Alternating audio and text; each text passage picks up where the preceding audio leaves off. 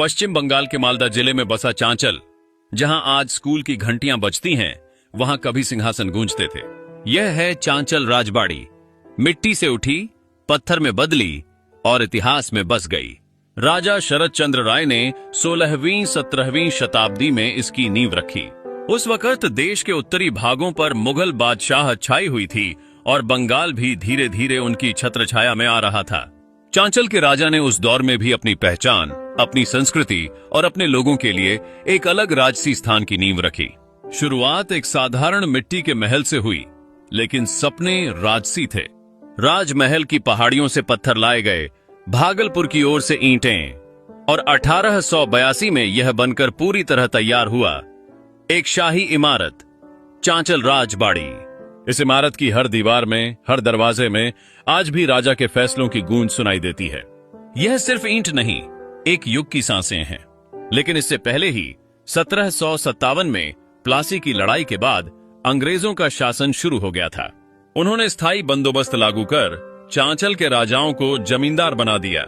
अब वे प्रजा के सेवक नहीं, बल्कि कर वसूली के प्रतिनिधि रह गए। फिर भी राजा ने कभी जनता से नाता नहीं तोड़ा।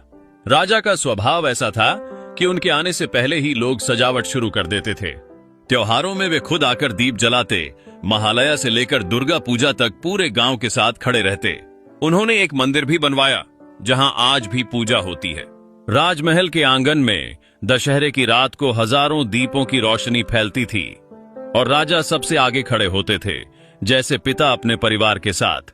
खेतों के बीच बैठकर किसानों से बात करना, उनके बच्चों की पढ़ाई का इंतजाम करना, यही उनका धर्म था। अंग्रेजों के समय में अधिकार छिनते गए, पर दिल से वह राजा बने रहे। और फिर जब 1947 में भारत आजाद हुआ, हर कोने ने आजादी की सांस ली, तो चांचल राजाओं के तख्त ने भी वो बदलाव महसूस किया। फिर 1950 में जमींदारी प्रथा समाप्त हुई। महल की रौनक ढलने लगी, पर दीवारें चुप नहीं रहीं।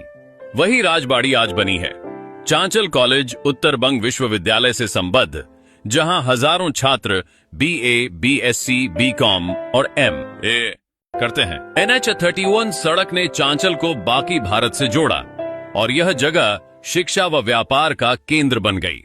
जिस जगह राजा की तलवार चमकती थी, आज वहां कलमें चलती हैं। वो दरबार अब कक्षा है, वो मुकुट अब डिग्री बन चुका है। वह महल जहां राजा दीप जलाता था, अब ज्ञान का दीप जलता है। मैं हूं हयात। फॉलो कीजिए मेरा पेज हयात अली, जहां इतिहास बोलता है और दिल महसूस करता है।